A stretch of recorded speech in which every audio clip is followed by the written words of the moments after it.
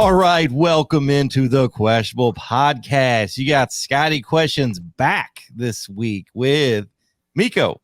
That's good. And Gian. It's great to see you up and about. You're well. The colors return to your face. From the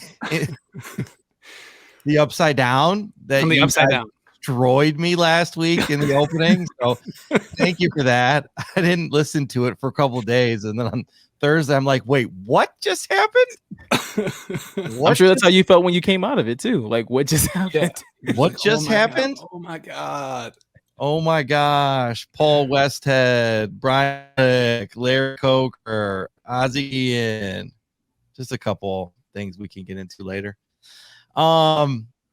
Anyways, so welcome in to the Questionable Podcast. Please like, follow, and subscribe wherever you listen to podcasts. Please subscribe on our YouTube if you haven't already. Yes, I was not here last week. Thank you, Miko and Gian, for holding it down. We had a big meeting on Wednesday, had to get some stuff done. I was not in the upside down. I was busy making things. Got it all done. Had a great meeting. Big things are coming. So everybody should be really excited for that. I know we are. So speaking of that, please head over to questionabletees.com for all of our apparel and merch. New Lions gear is dropping. We like all of these pieces are coming. Very excited. Artwork revisions. Did some more work on that today. I'm going to share with the boys, hopefully tomorrow. So that's also very exciting. So yeah, I feel like the big things get announced often, but to our dear sweet listeners, I am privy to what just happened, and it is in no uncertain terms a really big deal. Oh, it's a huge deal. Like it's legitimately. Like, I know we say like, oh, we got big things coming, or we got exciting things coming down the pike, but this makes us be like, oh, we shouldn't have used the word big and exciting so often for anything else ever. Yeah, for anything ever. Yeah, like everything else after this news is probably going to feel like it's news. Yeah, news. Yeah, oh, that's just news. So again, very excited. Yes, it is big. We will announce it as soon as we can. But we can't just yet. So, teaser. Having said that, let's hop into the show topics. We want to get in, get out today. I know we've all had a long week, all busy, right, Miko? Dude, want me to jump in? Hella busy. Yes, please. Okay, all right. So, I didn't get to comment on Derek Lalonde hiring last week. That was interesting. Some could say logical based on Iserman. However, I was predicting something a little more exciting, you will. I know that I was gonna say a little more fan service. Probably something that would have got the fans a little more juice. Something like Sergey would have been sweet, Larianov would have been sweet. Draper was my rogue hot take, but that clearly did not happen. So Wings decided on Derek Lalonde, the assistant for the Tampa Bay Lightning. You guys touched on it last week. I think you guys, I agree with all of your points. The guy didn't even get the job for a couple hours before he was getting destroyed on social too, right? Calling him Gru and Fester, like poor guy, like let him win a game. I didn't hear Fester. Yeah, Fester, like let him like warm up the seat or like just destroying him. I don't know if it's destroying though. I feel like that's just like how like Detroit fans welcome you into the family. Like it's like very similar to like black culture where like hazing and like just like ripping people is like how we show our love and consideration for you. Is just like got to make fun of you a little bit. Can't have you walking around with too much self-esteem. That's fair. He does look like Gru though, so that's looks like totally like Gru. Is like, what it is, and we might have to draw something up with some minion Red Wing players skating around Gru or something hysterical. I was gonna say if the players themselves like around Halloween don't all dress up as minions, I feel like they're missing out on a great opportunity. Yeah. So, anyways, having said that, humor aside, Derek Lalonde, I think was a solid hire. He has a good history in the AHL. He was a goalie, so. I do respect goalies and the way in which they see the game because they watch the game differently, right? They're standing watching the game as opposed to playing it.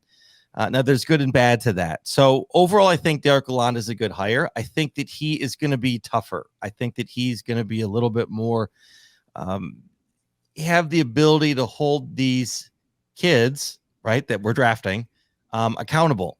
Some of the young, new draft picks and talent that's going to be coming out of Sweden, right, that we drafted last year. Those guys are going to hopefully be able to play this year. And accountability, right? I think Darren says it a lot, but I don't think Blashill could hold them accountable, right? He lost the room. He had been there for too long. We needed to change. We got to change. I hope, and I think that he'll be able to do this. He's been able to win with Tampa Bay. His 4 years there, right? They made the playoffs, won 2 cups, 4 years. So interestingly enough, right, Blashill's now an assistant down in Tampa. So flip-flop. So we'll see. I don't know.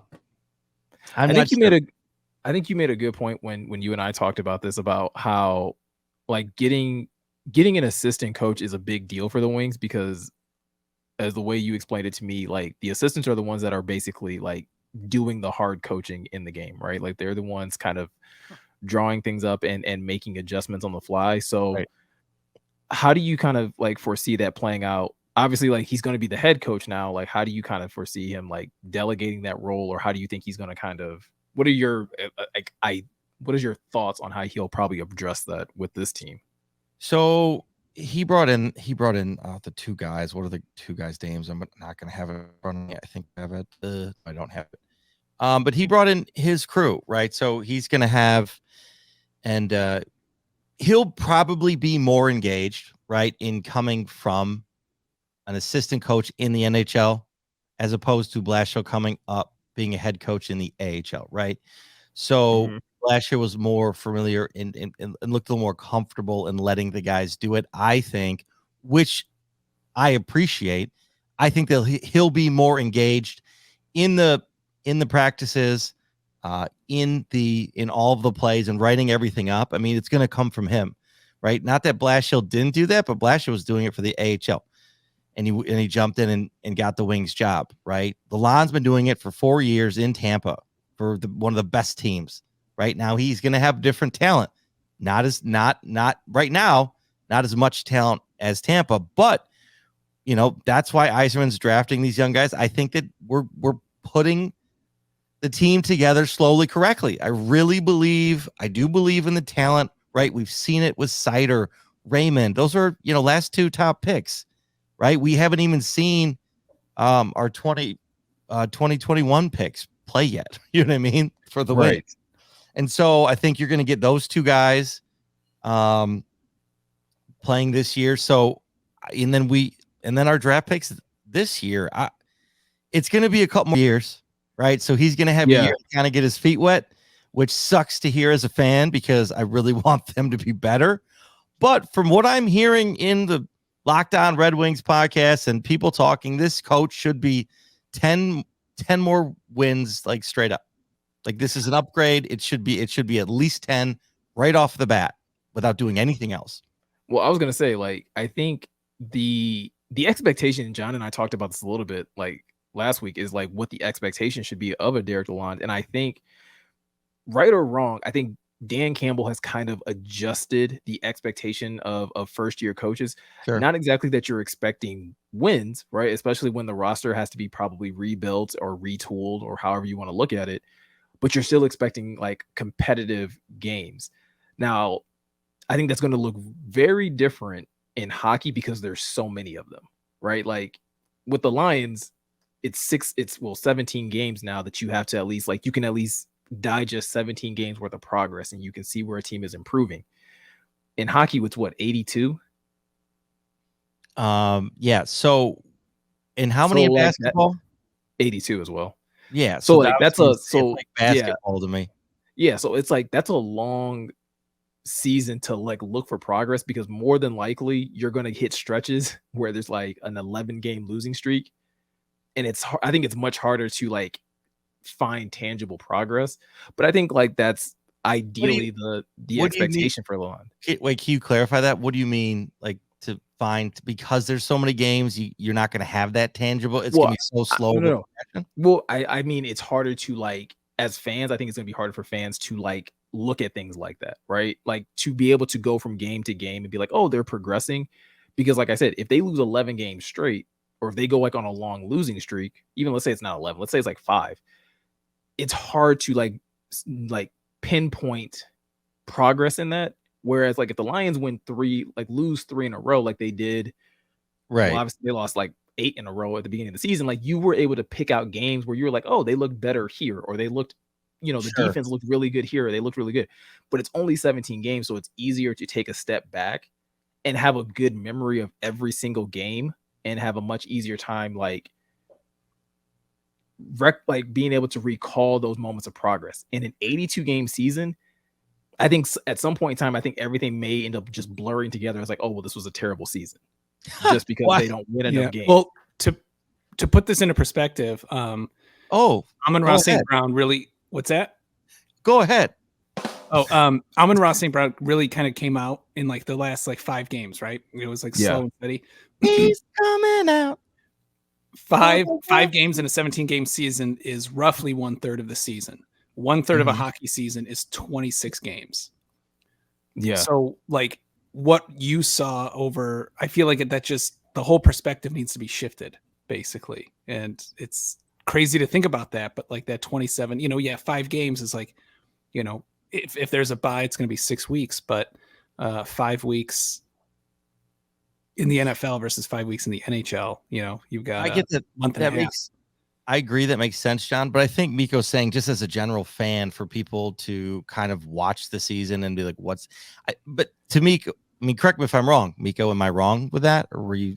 No, like that's essentially what I'm saying, is that like, I think it's going to be harder to recognize that. I have an answer for that. And so typically teams that are improving, so our away record was horrendous last year. So for us to not have those 5 game skids and to be able to stop those losing streaks, that is what hopefully Lalonde will bring. Not having those skids be so long, not having such a poor away record. And so that means improving the defense, like we've talked about. So if we can do those small things, our record will get better, ideally by more than 10 games. But you will see it in the stats, the breakdown of home and away, wins, losses, and ties, how close the wins and losses were too, right? We got destroyed in a bunch of games that we clearly did not come into play. And I think that's how you can get a good sense for an actual hockey team that's improving.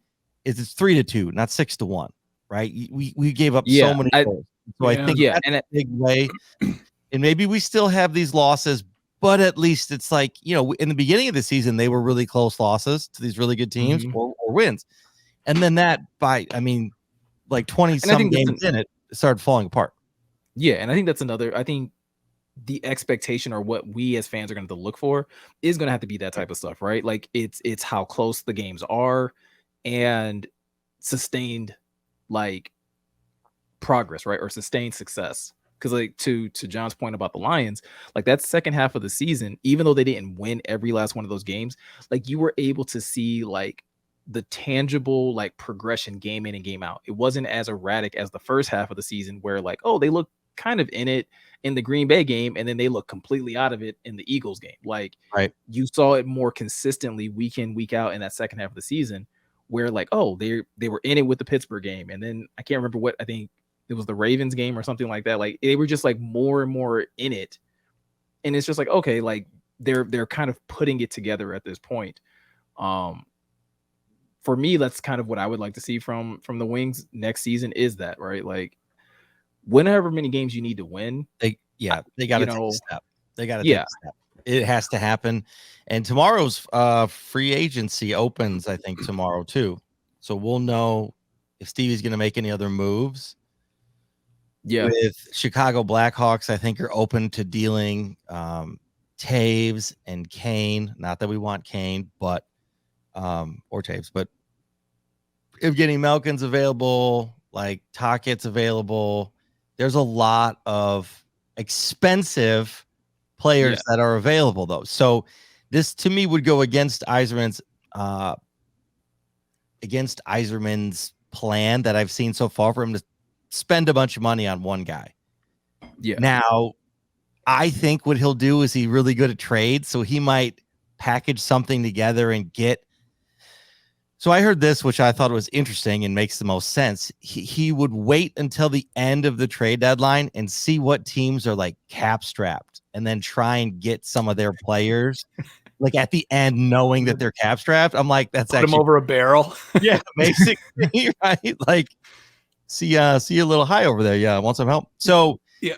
I think that might be what he does, because I don't think, like we've talked about, the race isn't on, clearly, right? It's the wiser plan, trust in Sevey, new coach. We don't know how many years the deal is for the new coach, but that plus we got all these young guys coming up. So I don't think it's like a win now type situation. So why would he throw right $10 million a year at like Patrick Kane or somebody like or Malkin? Like, why? You know what I mean? Then like 3 years later, then we're starting to get good, and then you mean like guys are on the way $30 out. million. Yeah. Yeah. So I just don't see him doing it. I don't either. I don't think that kind of gels with how he approached the draft, right? I mean, if we look at the players and the age of those players that they draft, like they drafted a lot of like really young guys. Right. And again, this is probably like the first NHL draft that I've paid attention to, but I got a lot of like baseball vibes from watching it, where it's like, this feels like a lot of these guys are just going to get stashed in developmental leagues, and you're going to probably not as long as baseball, right? Like you're not going to have to wait 2 years. 1 year. See some of these guys, but most likely, yeah. Like look at Mo Sider, right? 1 year, and he was that much better because he did that year. That he didn't probably have to do, but the team was so bad. Eisman's like, no, there's no point. So we got to get some confidence, and look at what happened. I mean, oh my gosh, like. Well, I think also like again, that was another thing that's like very different as well. Where like again, looking at some of these young guys, it's like, man, like none of them scream. Mo. Like Mo had the size and everything where you were like, well, he's young, but he kind of already has the body where he could probably like make the roster and make a splash. A lot of these guys, like, not saying that they're tiny, but they just like nothing stood out size-wise where you're like, oh, that kid could probably hang, Well, the game is so fast, Miko, now. It's really about the hands and how and what these recruiters were saying in and around the draft. It's how fast these kids are processing the plays. And so that's really what they're looking for these days, is how like basically how smart they are, how intuitive are they, right? Because it's so much faster than it used to be. So I again, we don't know. We won't know till we get to see him play. But from what I'm reading about the guys we're drafting, they sound pretty great. Like, I mean, I can't wait to see it. And from what we've heard from this past year with the two guys overseas, I mean, they were doing well, right? Yeah, I think like I've read a couple things. I can't think of the names, but I've definitely read a couple things about like those guys should be ready to come and contribute. I think specifically on the defensive side of the ice too, which is going to be huge because like we've talked about with the Wings, like that's their biggest Achilles heel right now. Yes, it is. Yeah, it is. And I'm excited, right? But it's one of those things. I just have to wait and see, right? It's just kind of annoying because we have to wait and see. Yeah. Well, I would say it's very similar to the Pistons situation, right? Where that's true. That's exactly what I was going to say. Yeah, it's going to be. I think it's going to be a really fun fall. Yeah, I agree. Because I mean, I think obviously we've talked about on the show, like we all kind of have like semi-big to big expectations for the Lions. But I think when it comes to like the Pistons and the Wings, we just know it's a longer process, right? There's more games that have to be played.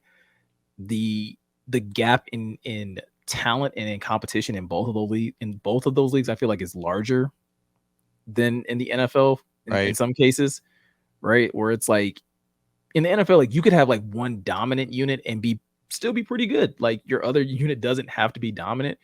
But in both of these sports, basketball and hockey, like you typically have to be good on both sides. Like the same players have to be good on both sides of the ice or on the court.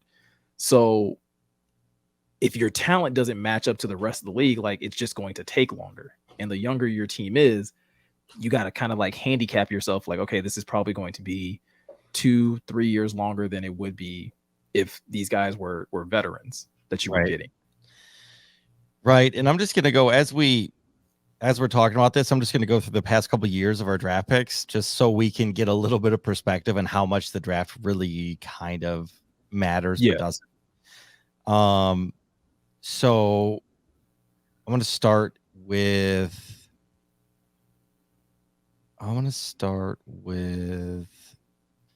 so 2015 draft, like nobody on our team from then.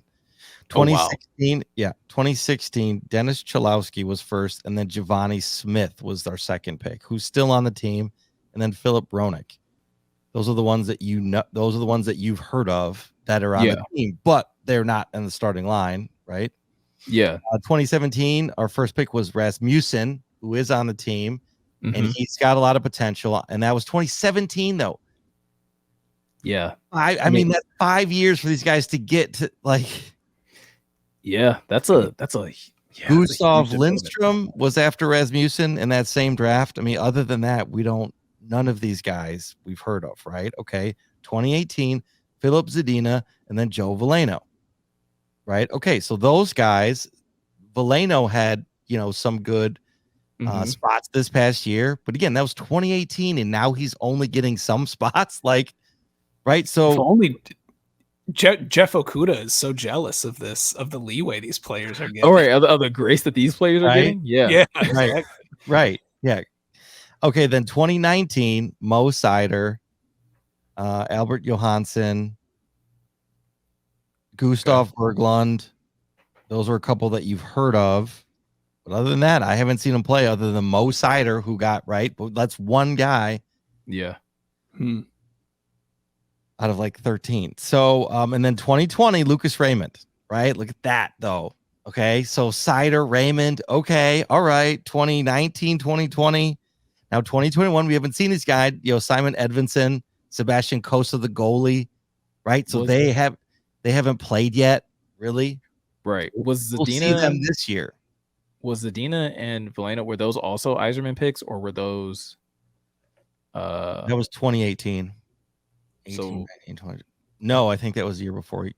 That was the year before? I think, right? Yzerman's been here for 3. This will be his 4th year. Yeah.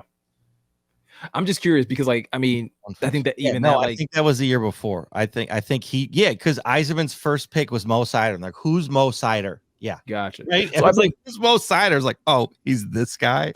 Yeah. So like that, I mean, again, it's a very small sample size, but it feels very much like the story of Brad Holmes and Troy Weaver, right? Like you've had so many years of right, like subpar drafting.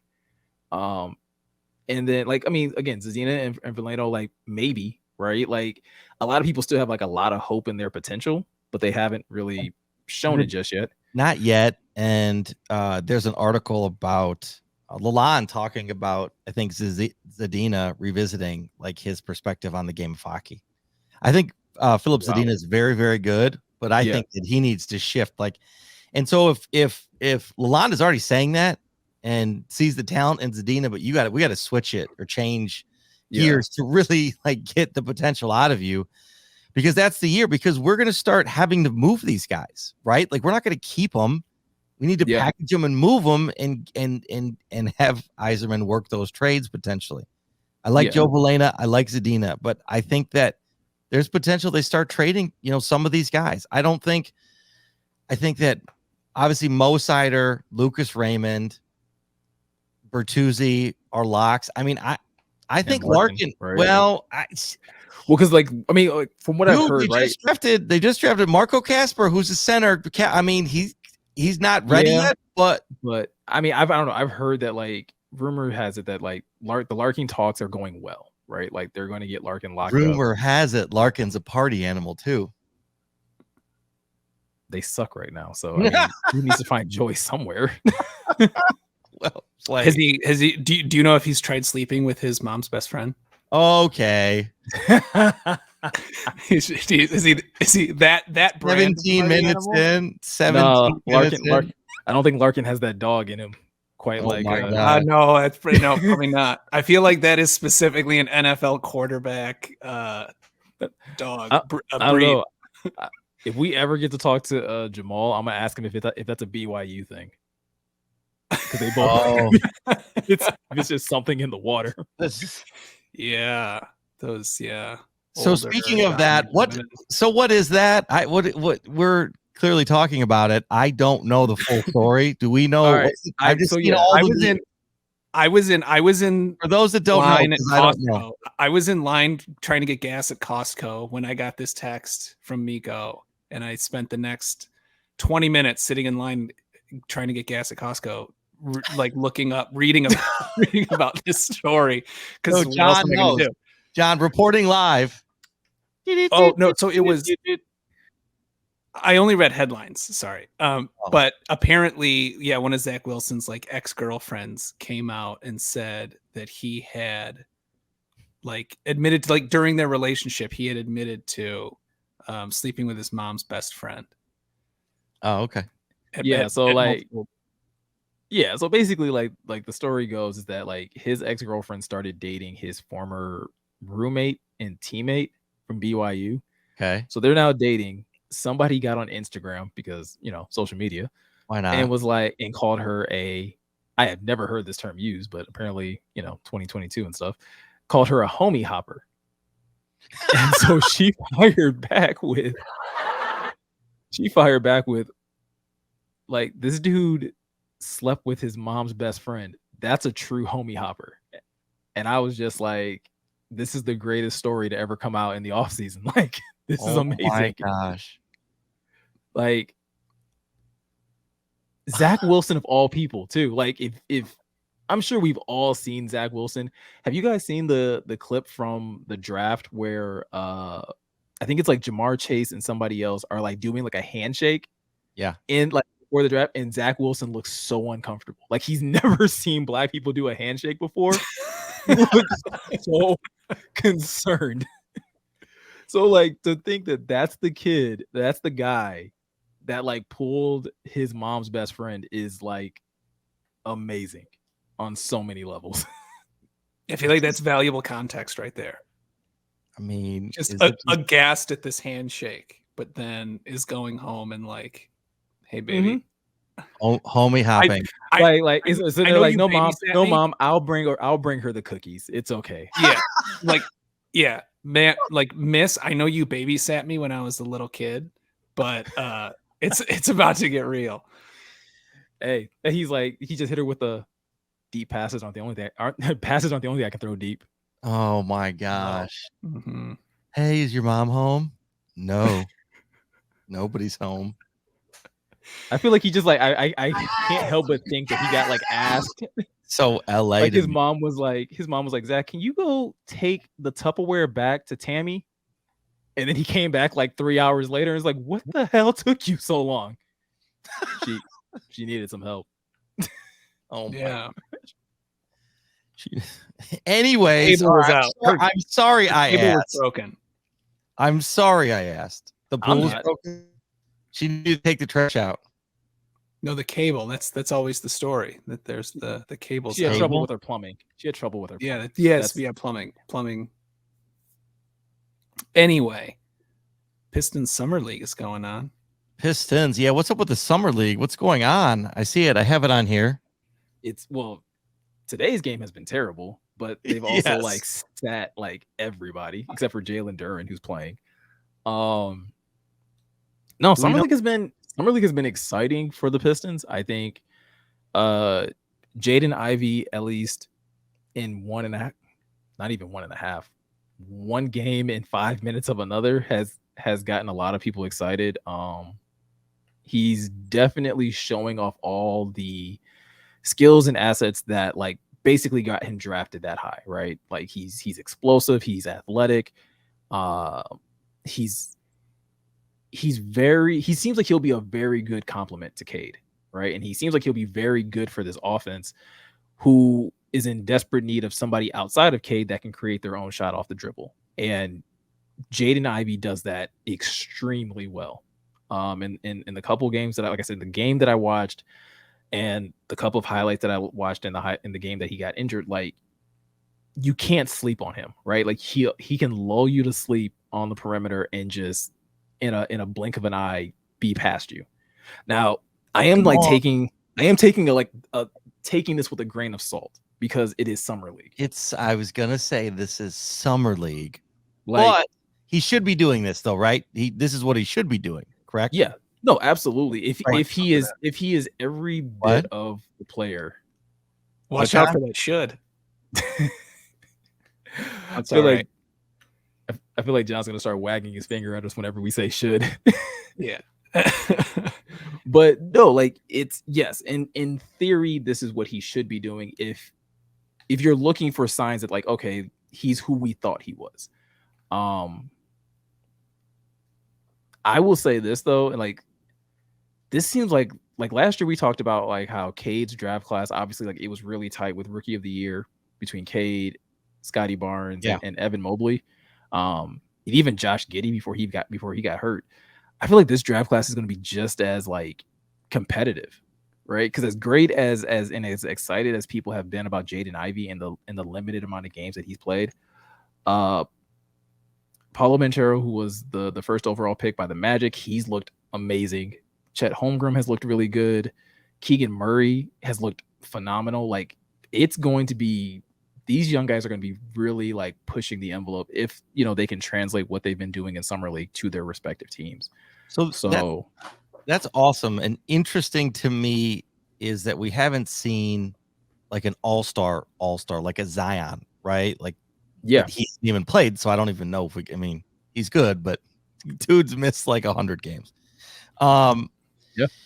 So, but having said that, it feels like the draft classes have been better. Like it's a better group of talent. That should make the whole NBA better, right? Miko, the past couple of years, that should help all the teams that need help to get better. Like, how do you see that playing out? Obviously, they're not all going to be great, but no, they're not all going to be.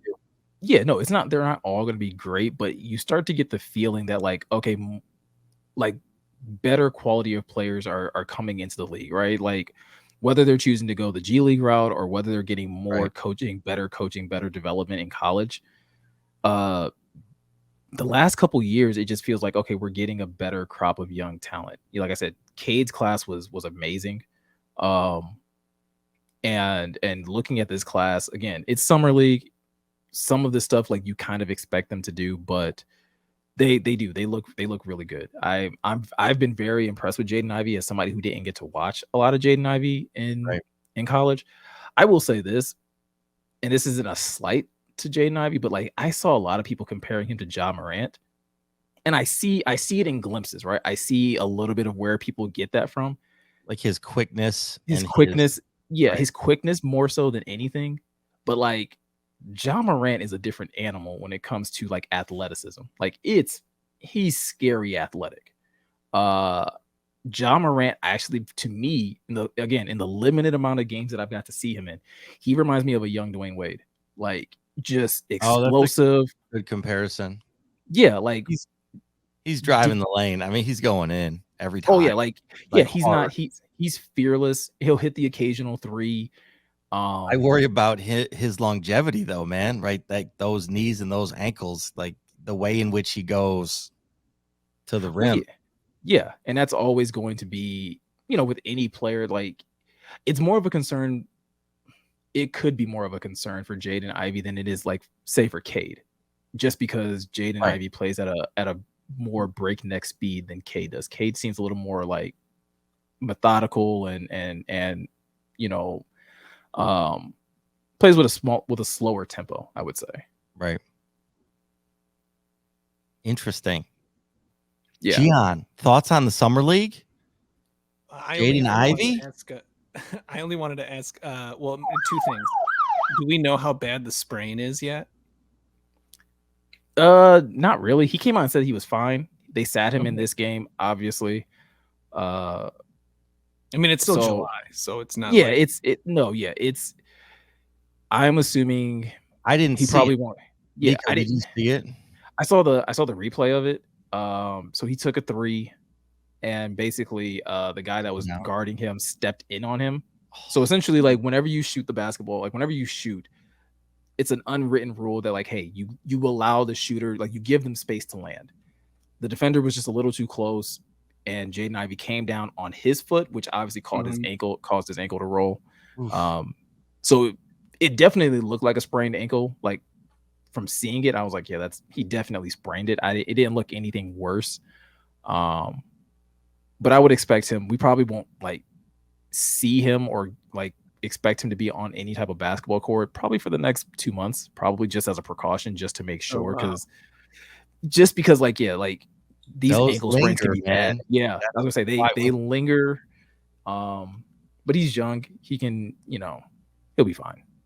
He'll be in perfect shape by the time like the season kicks off. But I would not be surprised if they took it very, very slow with him. Right. And then my only other question was, last week you had mentioned the biggest thing that you see with the Pistons getting better, not the biggest, but as the Pistons get better, the gap between like the good teams in the NBA and like everyone else. Do you see, excuse me, do you see the talent that's coming out of this draft as balancing those scales at all? So again, like it's a little unfortunate, right? That the teams that got some of these players at the top are like, they're so bad, right? Like the Orlando Magic are so bad. The Thunder, not so much. Like Josh Giddey is really good, right? Like he got hurt, and so like a lot of his hype died down. But seeing him in summer league, like I think he's reminded a lot of people like that kid's a walking triple double. Like as great as we like hyped up Cade, Josh Giddey ain't no slouch either. Like Josh Giddey is which is funny to say because Cade isn't that flashy, but like they're kind of neck and neck as far as like what they can do on a basketball court. So you have that again. Houston's like, I like Houston doesn't look close either. The Kings have been a mess for a long time, but I do feel like each of those teams, and then we have the Pistons, right? The Pistons probably have like the best setup right now to make a jump in the next year or two of those teams, just because you have Cade, you have Sadiq, you're in the East. The NBA just approved the play-in tournament as a permanent thing going forward. So like you now just have to be one of the top 10 teams instead of one of the top 8 to at least get a shot at getting into the playoffs. So right. I think the Pistons are set up the best, but a lot of these teams, they have really good, they have potential. Again, if we were just going off of Summer League, they all have what looks to be like future all-stars. Those first, like those top 5 teams, the Magic, Thunder, Houston, and Sacramento. Like, again, Paulo Banchero looks really, really good. Keegan Murray, though, like I know a lot of people here are going to be calling for Jaden Ivey to win Rookie of the Year. I get it. It's a homer thing. Watch out for Keegan Murray. Like that was the person that I wanted the Pistons to draft if he fell to them. Keegan Murray might be the real deal. Okay. What makes you say that? He does everything well. Like he does. Like he's a good defender. He can create his own shot. Great 3-point shooter. Compare him to? Who can you, if you like loose, like right, like just the John Morant to D Wade? Like do you have anybody in that comes to mind? I don't mean to put you on the spot, but I'm going to. Maybe Kawhi. Probably like a Kawhi Leonard. Probably not as good defensively as Kawhi. Okay. Was like when he first came in, like because Kawhi was like phenomenal defensively. Even his offensive game took a little while to develop. Yeah. But Keegan Murray, like I said, he can just do everything. Like, and that was kind of like the talk about him coming into the draft was like he's probably the most like pro ready coming into the league, and he fell to 4. And it's like coming out now that like some teams had him going as high as 2. It's like that's how highly teams thought of him. So really, it wouldn't surprise me if like when the NBA season ends, if Keegan Murray is the one that's being called Rookie of the Year. It also wouldn't surprise me if Jaden Ivey is either, though, right? Like I think they're both. Jaden Ivey's probably in the best situation because again, he has Cade and Sadiq. He'll get way more opportunities, easier opportunities, should I say, to make an impact on the Pistons and to kind of stand out in that sense. Interesting. Well, thank you for the comparison. I didn't mean to put you on the spot, but that's helpful for me understanding, what you mean in regards to why he could be so good in the league. Anything else? Anything else to report? Outside of Jaden Ivey, right? So Jalen Duren has looked really good to me. Not as good tonight, obviously. Again, he doesn't have like a lot of the other like impact players playing around him, but Jalen Duren. So Dwayne Casey has this thing where he doesn't typically he's not going to start any of the rookies right away. Jaden Ivey probably will, because again, like it'll give them that flexibility to play Cade and Jaden Ivey together. Right. And Killian just isn't. I think they like Killian better coming off the bench. So you're more likely to get Jaden started, but I don't think we'll see Jalen Duren start, even though I think Jalen Duren would play the best of the big men that the Pistons currently have. Mm-hmm. Jalen Duren would probably be the perfect fit to go along with Cade and Jaden Ivey, just because of his length, his athleticism, his ability to play above the rim. The pick and roll game with him and those two guys would be insane, would be absolutely insane. The only knock that I've seen in his game so far in Summer League is that he doesn't always play with the same intensity when it comes to like rebounding. And so he kind of has a few more lapses where he just like low energy, where obviously like you would like to see him have higher, have a higher motor. I saw somebody on Twitter really highlight this, where comparing him to Isaiah Stewart, who they're playing on the court together. And it's like a rebound is coming off the board. Jalen Duren is in position where he could get it, but like you see Isaiah Stewart coming from like flying the wing, like from the wing, just flying in to get this rebound. And it's like, you know, as somebody who played basketball growing up and who, you know, I was considered tall for my age, played the power forward and center position, like you're told to attack the glass, like no matter what, even if you're the only guy there, attack it as if you're in a crowd. And so, you know, it's Summer League. It's something that they can definitely coach and harp on him a little bit more, but like that's probably the only knock on Jalen Duren. And speaking of Isaiah Stewart, they played him a lot at the 4, which is the power forward position. So that would be, I don't know if that's something that they're like seriously considering, which would then open up the 5 spot for Jalen Duren or Marvin Bagley. But that could be a really interesting lineup for the Pistons, where if you have Cade Cunningham, Jaden Ivey, Saddiq Bey, Isaiah Stewart, and then again, whoever you choose at the center, whether it's Bagley, Duren, or Nerlens Noel, who they got from the Knicks, it's a lot of possibilities to get a lot of athleticism. My only question will be this. I saw this on Twitter also recently. Dwayne Casey has always been in the bottom half of pace as far as like the pace that his teams play at. They always play at a much slower pace. So I am super curious to see if he's going to change that with, again, having so many young guys. Like there's no reason to be having these guys play as if they're in the 90s. Right. Like, run everybody out of the gym. That should be the Pistons game plan this year. Part of it. That would be fun to watch. It would be way more exciting. Right. Way more exciting. But yeah, that's pretty much been Summer League in a nutshell. Like again, like a lot of good, but again, you always have to weigh it. You always have to weigh everything you see in Summer League. You know, Piston fans will know, like a couple years ago when we had Henry Ellison was tearing up Summer League, averaging 15-9, and then he would get into the regular season and couldn't even crack like the rotation. Right. Should. Everything has to be looked through. No. Everything has to be. I have a question for Scott now. No. This question got asked last week. I thought it was a really good one, and I wanted to give you a chance to respond, which is why I didn't tell you I was going to ask this. I didn't think about it. Fine. But I'm looking at the notes for last week, and fine. It's July 2022. Yep. Who do you think will be the face of Detroit sports in July 2023? My God. Like at this time next year, when you think of Detroit sports, who's like, oh, it's that guy. It's going to be a Detroit Lion.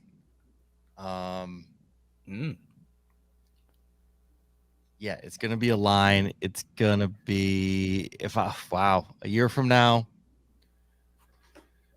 I mean, it's going to be Aiden Hutchinson, I think. because this also goes to my hottest take for the Lions this season. Why? Well, that's funny because like Aiden was somebody I wanted to pick, and I ended up picking Cade. John, you picked. I wanted to pick Dan Campbell, but your reasoning for Cade won me over.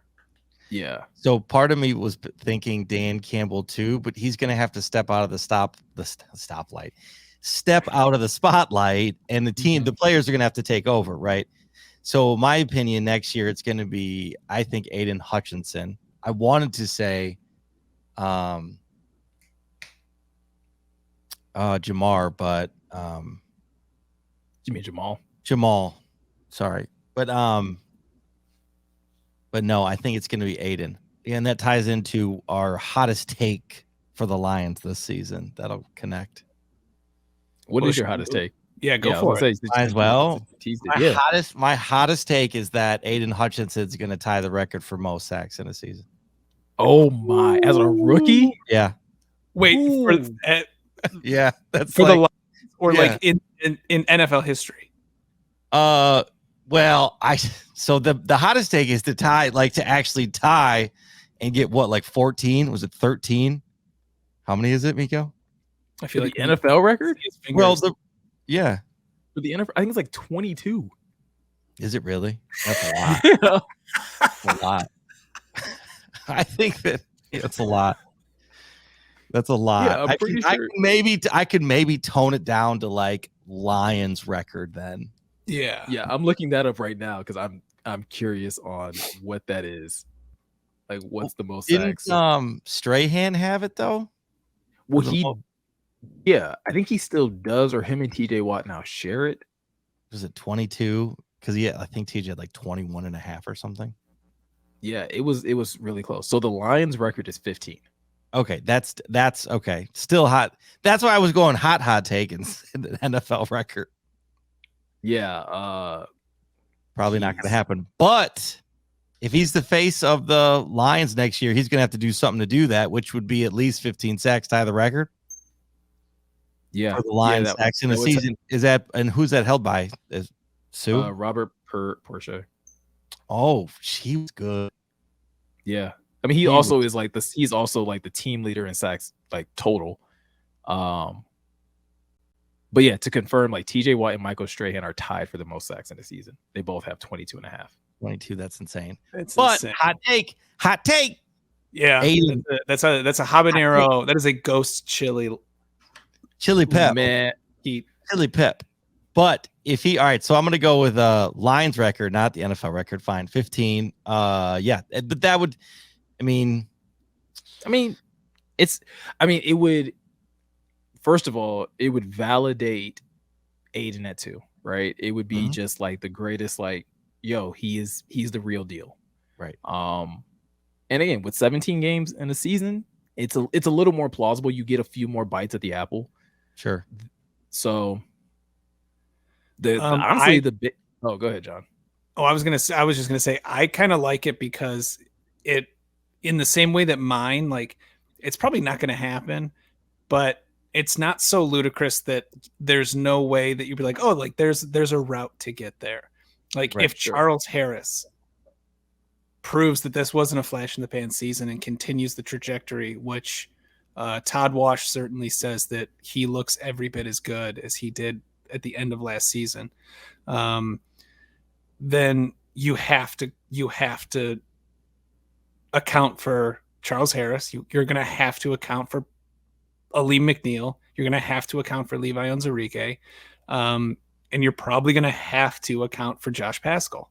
So, like, they're like, yeah, again, it's the hottest of takes for the D line. But if all of these things, like, if all the chips fall in a certain way, Charles Harris keeps going, Aleem becomes the nose tackle that we know that we want him to be, and all these things happen, then, like, Aiden's just going to feast. Well, it also puts pressure on the offense, right? Because the Lions are going to have to be leading in a lot of those games and put teams in more passing situations to give him more pass rushing attempts. I also wanted to point out, if Aiden does get 15 sacks in a season in his rookie year, that will be the most ever by a rookie. That'd be sweet too. by a half sack. The rookie is the record okay. is 14.5. By Javon Curse, 1999, wow. who was also a monster. Yeah, that's true. Well, we're just gonna have to see. But anyway, that's my habanero pepper for today. All right, Okay. Gian, what's your hottest take? Mine is that maybe not at the end of the season, but at one point in the season, the running back duo of DeAndre Swift and Craig Reynolds will be one of the most effective tandems in the league. Maybe not the most, stats, like the greatest stats, whatever. But in terms of like effective running in a game situation, I think I'm just really high on Craig Reynolds. I think he's the guy. I think he has potential running RB2. That is on any team.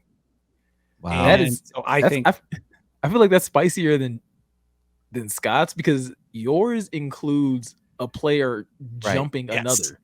Yeah. Yes. Yes. Like we already expect Aiden to get the opportunities to make an impact on games. I don't think any of us would see. Well, no. I see it. I see how it could happen, because I agree with you. I think Craig Reynolds, I'm sorry, he does things. At least he does it more like, well, we talked about this last year. He does things that Jamal does, but he just seems to do them with more like finesse and more smoothness to them. Like it doesn't seem as forced as when Jamal has to, like when Jamal's in the game. Yeah.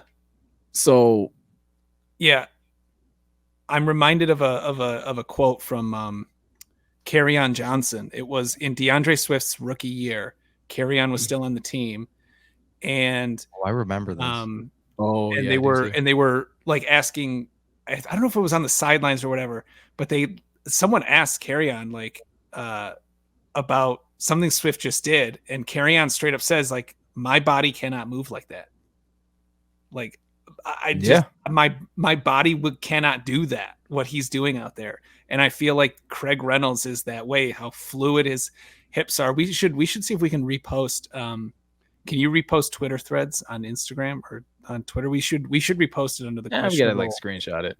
We'll take a photo. The questionable name, because this guy did a whole thread maybe a month ago looking at a bunch of Craig Reynolds plays and from the Arizona game and others, and he was just going over like how his vision and his like how fluidly he moves and how he chooses his timing. Like there was one where the offensive line broke down and he saw it happen, and so instead of then he was slated to run to the outside, but that was gone and the everything was collapsing. So instead he just changed his direction on a dime and just ran straight up the gut for a 2-yard gain instead of like a 4-yard loss.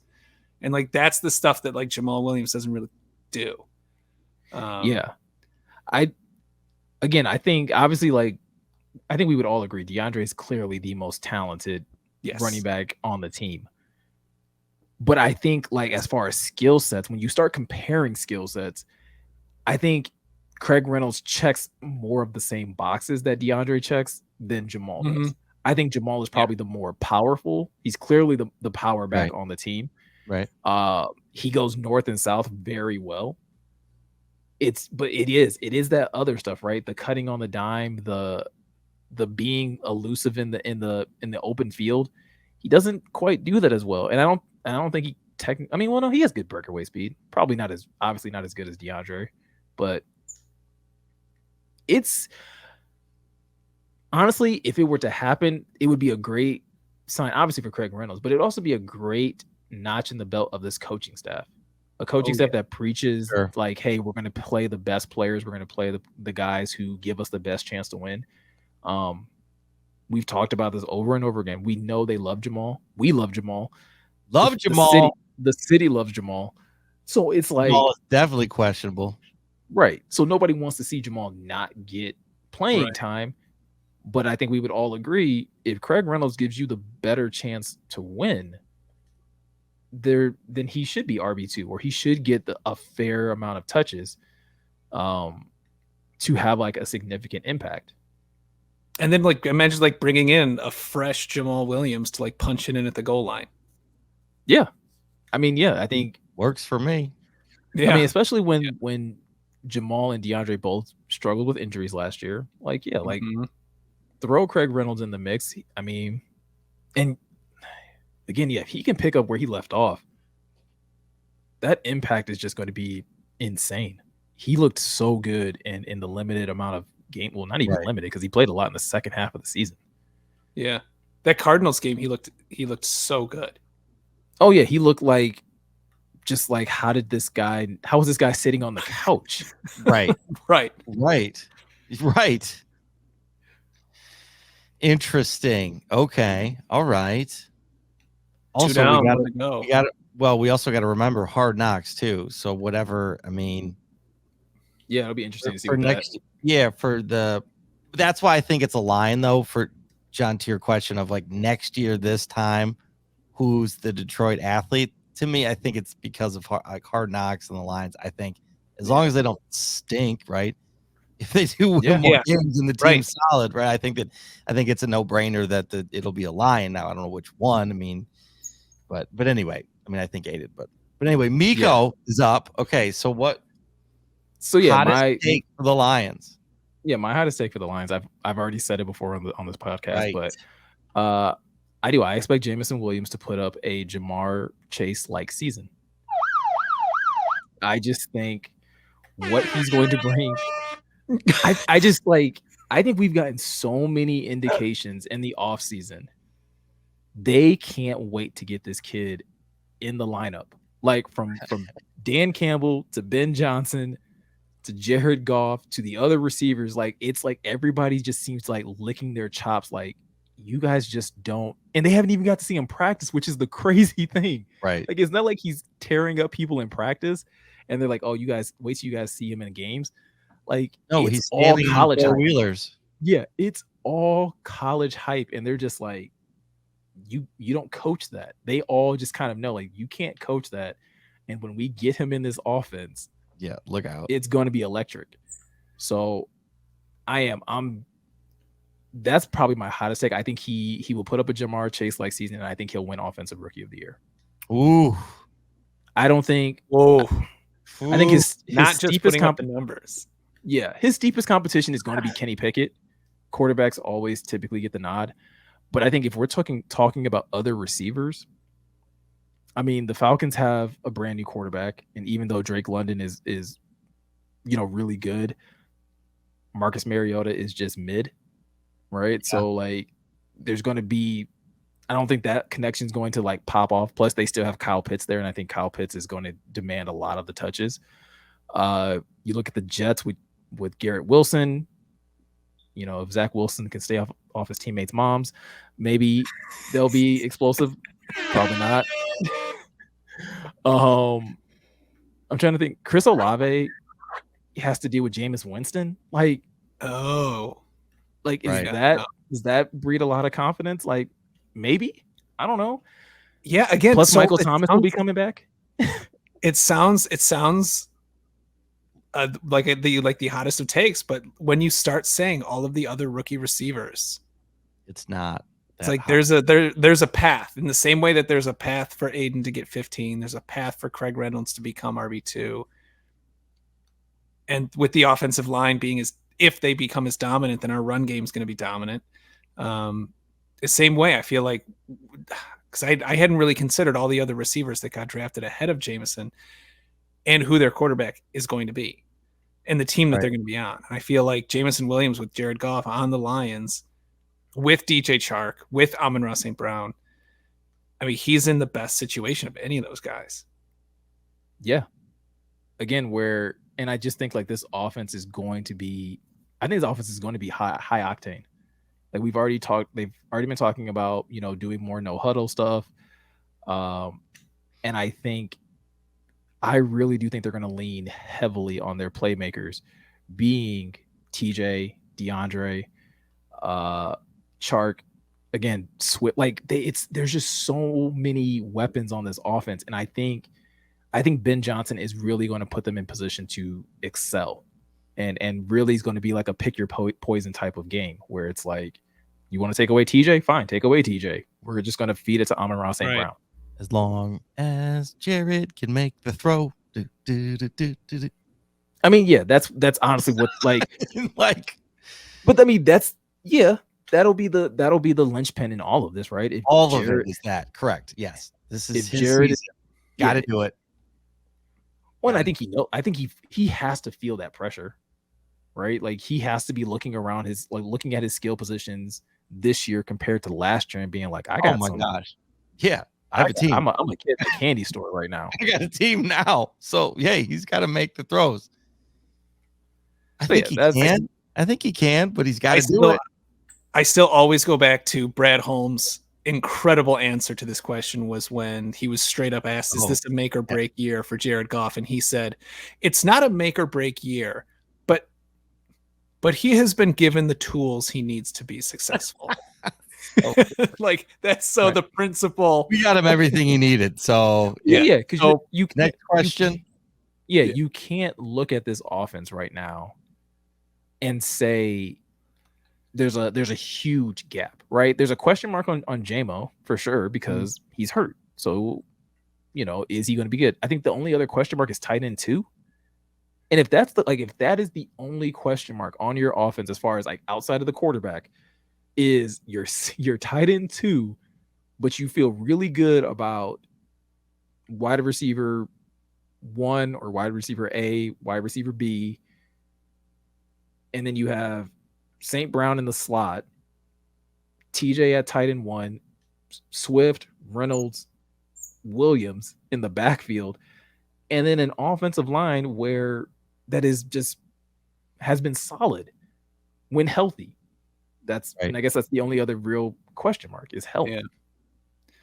I'm going to go back to something Miko said was if Reynolds does take this step, that'll just speak very, very highly to the coaching staff and everything that they're building there at on the coaching level.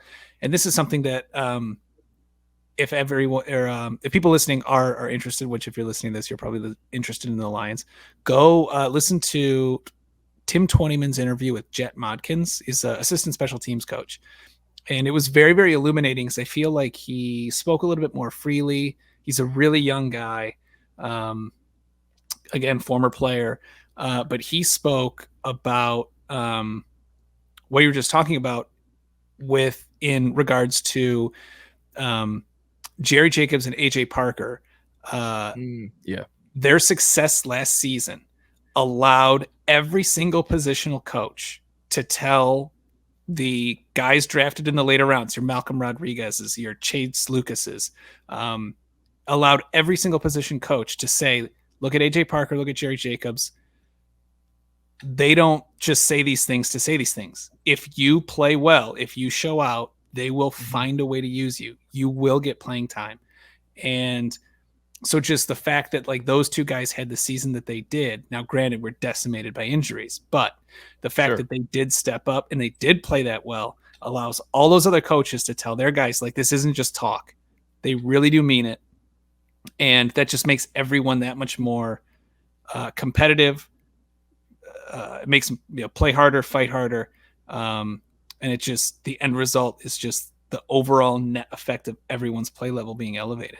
Right. And something he also said in that interview, which ties back into Jameson Williams, was he said every time he sees Jameson in the building, he's smiling. Just absolutely, if he has a football in his hands, a huge ass smile on his face. But then once he goes onto the field, and he said once he's in between the white lines, he just zeroes in. And it's just like, that dude's going to be a dog, man. Like, yeah. I mean, and this is a JMO. This is a hot take that I would be happily wrong. Like, if I'm wrong on, fine, whatever. But like, I do, like, from the minute they said his name on draft night, I was like, this offense is going to the moon. Like, because they haven't had a wide receiver like him. Yeah. They also, Jet Modkins also said that Jameson Williams has been in every single special teams meeting where they review tape, where they go over strategy, where they go over the playbook. He has been in every single special teams meeting since OTAs. Think about this. Like, at worst, Jamison Williams will probably be like the best kickoff punt returner they have. Yeah. Like worst case scenario, if he turns out to like absolutely not worst be case like not a great wide receiver for some odd reason, How that right. dude's speed in kickoff and punt return situations is going to just be like, just kick it out of bounds. Kick it out of bounds every opportunity you get. Yeah. Right. I mean, that's the thing. And those are the moments, right? What like Belichick and the Patriots, why they were so good, right? Their special teams were so on it, right? That they could that like games are won and lost in those special team moments, right? And we had a rough special teams. I mean, we've had rough special teams, right? For a while. So we can get that cleaned up too. I mean, goodness. Yeah, So I think that leads I us. remember hearing that. Oh, sorry, go ahead. No, go ahead. I was going to lead us into our last topic, but if you would have, like, I was going to say one last thing about special teams was I remember reading that a long time ago about Belichick and how highly he prizes special teams play, and then Jet Modkins also said Dan Campbell has been in every single special teams meeting that they have. He's very, very heavily involved in special teams, and he again also really, really puts a very high value on quality special teams play. And I was thinking about that, and then the analogy that I made, because again, I never played football, so I kind of had to come to this on my own. But it really seems like if you think about football as a battle, then special teams really is like special teams gets to decide where that battle's fought. Yeah, right. And if you really think about it like that, that's insanely valuable, and so I feel like it's really easy to overlook. Yeah, that's a really good way to put it. That's a great way of putting it. I've never heard it put that way. Put some respect on special teams. Out here determining battlefields. But just smashing that. Smashing all the buttons. It deserved all the buttons. That was pretty great. But no, I wanted to jump into our last topic for the night, which kind of plays off of like our hot takes and a little bit off of what I was saying about Jamison Williams. But I saw this on Twitter by Jeff Risden, and he had written this article for Lions Wire. I didn't read the article like word for word, but I looked at the poll that he put together. And the question was very simple. Who do you guys think is currently the best player on the Lions right now? Frank Ragnow.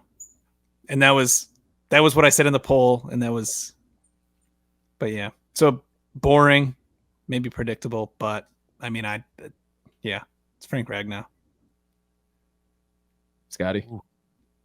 Ooh, my gut goes to Swift.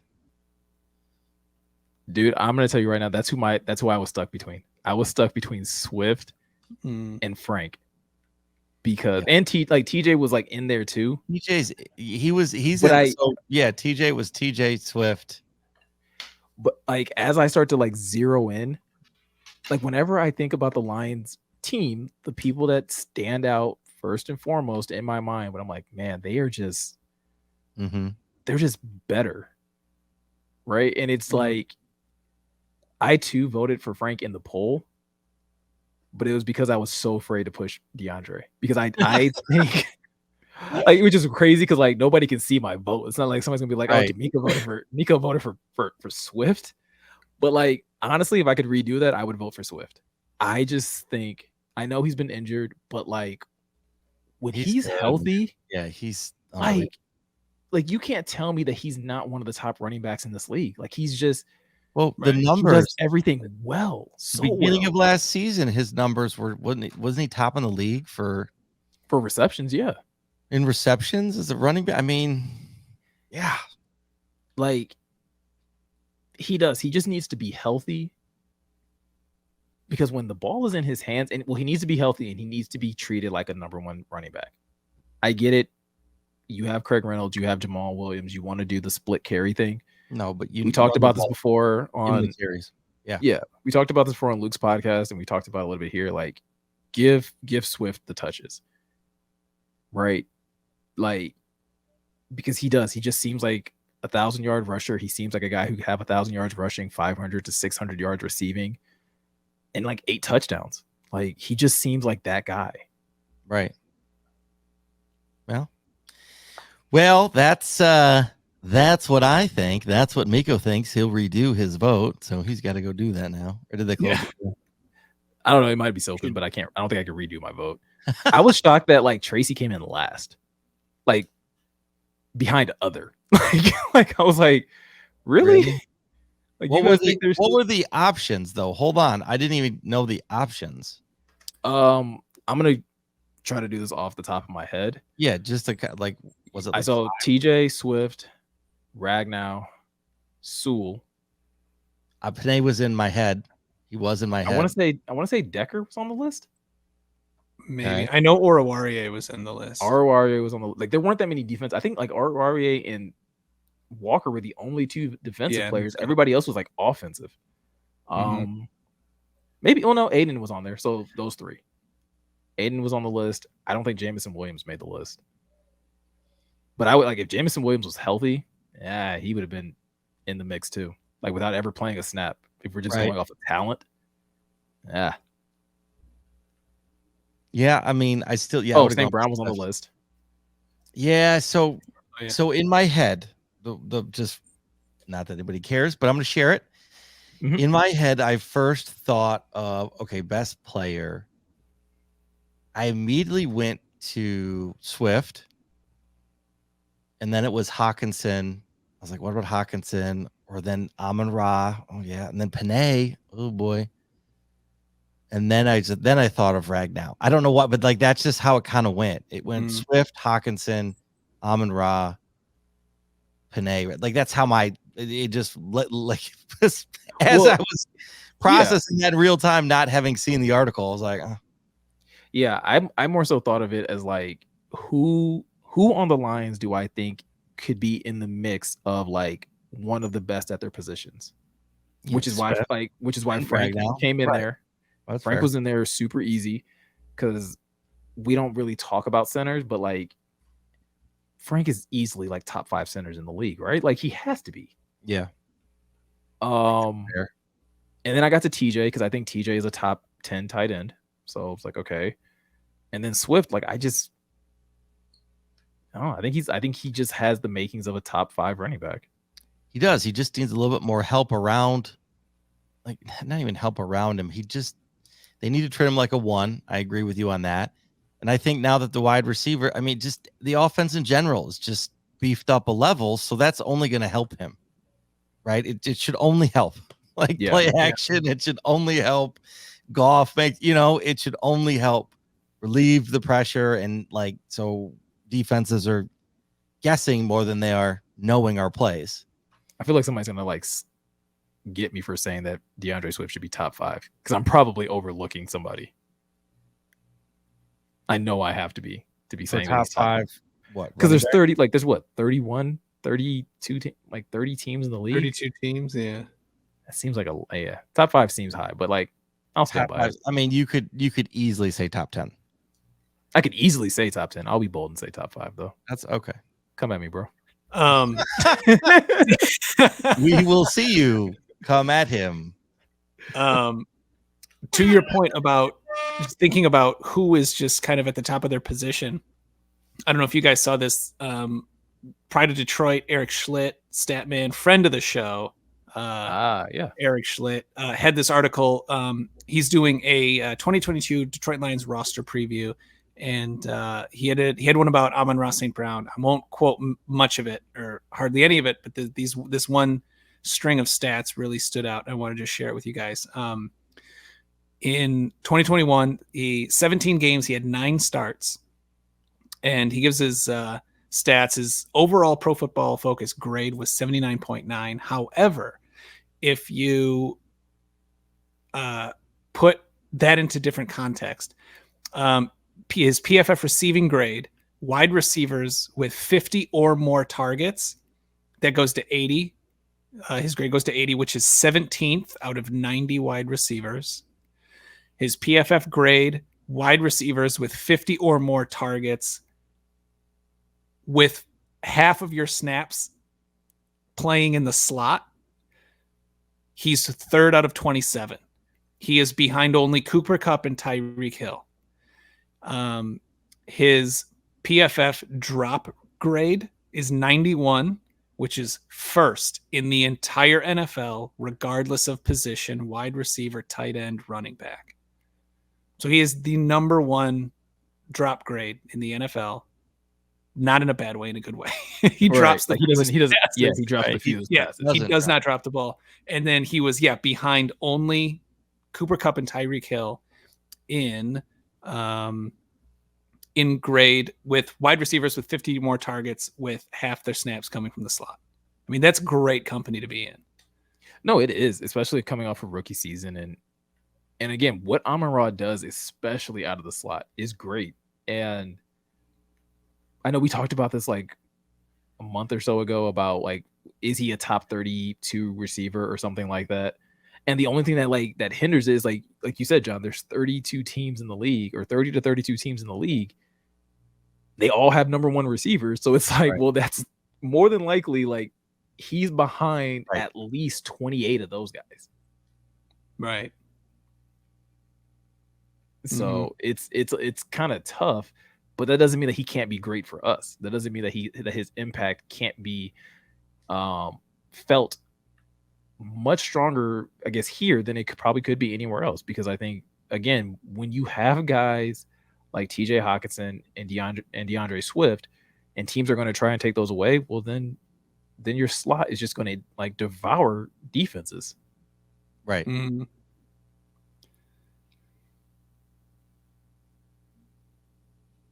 Crickets?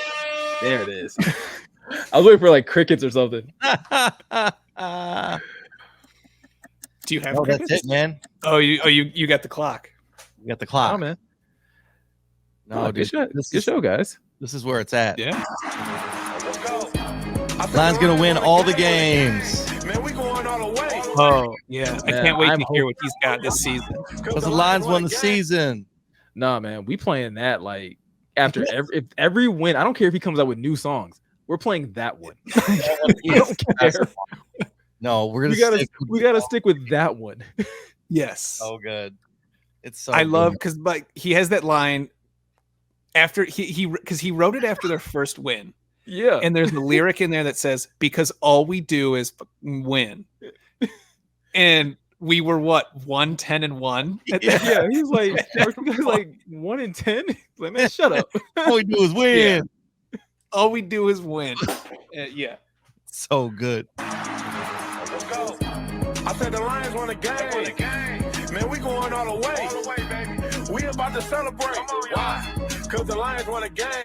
We're going all the way. I hope they win week 7 one. wins. Play that. I want to play that. Yeah, week one. I mean, if you, I read, if you're at Michael Brockers is certainly not shying away from talking about wild card. Hey, you got to have a target, man. Target. You got to hit the target. Yeah. If the target is only 7 wins, you're okay. That sucks. They've wild card. Yeah, they should. I never thought about it like that. I feel like that. I didn't. That's a great. I never thought about it like that. They have to have their target, and I think it's fit. Like you gotta dream big, or else you'll never even get there. Close. Shoot for the moon, because even if you miss, you'll still land amongst the stars. Oh, anyway, we'll wrap with that one. Anyway, you guys, it was great to be back this week. Good show. That was fun. I can't wait for the Lions season to start. Obviously, 28 days to Hard Knocks, though. 28 days to Hard Knocks. That seems really close. Mm-hmm. Lots to do before then. Okay. All good. We'll get it done. And so anyway, so thank you guys. Appreciate it. Good show today. Want to thank everybody, all of our followers, subscribers. Please like, follow, and subscribe wherever you listen to podcasts. Please hit that subscribe button on YouTube. And I want to thank my wife, my daughter. I want to thank you too. I want to thank the entire crew, everybody that's supporting the Questionable journey with everything going on. It has been amazing support. So we thank you guys. And we're very excited for future announcements and where we're headed. Miko? Yeah, I'm gonna echo everything Scotty just said. Huge thanks to all of you guys that support us. Huge shout out to my wife and my daughters for their love and support. We appreciate all the comments, all the likes, all of that. It's like Scotty said, this past week has been insane. So we can't wait till we can actually like share all of the cool stuff that we're working on. Gian. I'm going to see Gian in a couple days. I'm going to be there. Yes, he's going to be in LA. Hopping on a plane, going back to Cali. Yeah, are you gonna be there like the day that we do the show? I fly back on Tuesday. No, okay. I should be home. What time is your flight? It's gonna be close, but I'll be home for the show. I'm gonna do the show from my drive home. He's still gonna have that neck pillow on. No, I think my flight's I think my flight's at like questionable travel. Like 11. It's at like 11, so I'll be back. Jeez. Yeah. 11 in the morning. Okay. Oh, that's not bad. I thought you meant like 11. Yeah, you'll be back at 7. Then you'll be should be landing at 7. Yeah, right. So I'll be home. Right into the podcast off the plane. Gian trip. LA to LA. I'm very excited. Very excited. I am too. Just to show for our listeners, just to go to show what good of friends Scott and I are. I'm picking him up from the airport. People still do that. It is. Well, no, it's a thing in LA. Like you don't go to the airport for anyone but family. LAX? Yeah. You do not go to LAX for anyone but family. Like I don't pick up. I hate picking up people from the airport. I love, my friends and family. Nah. Find another way. Right. Yeah. But yeah, so thankful, grateful for my wife, who's in the other room, and might seem ridiculous, but my cat, she's really coming. She's on the mend. Her allergies have subsided, which is really great for our listeners who were really on the edge of their seat from last episode. And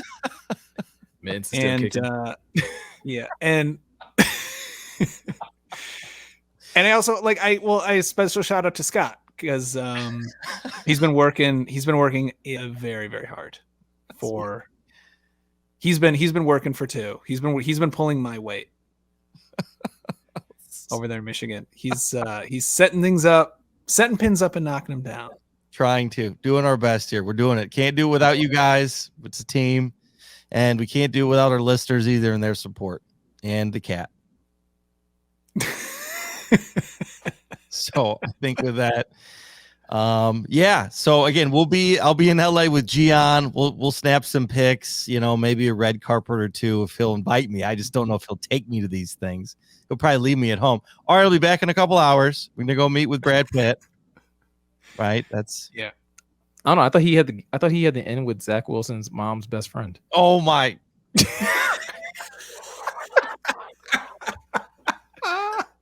Brought it back full circle.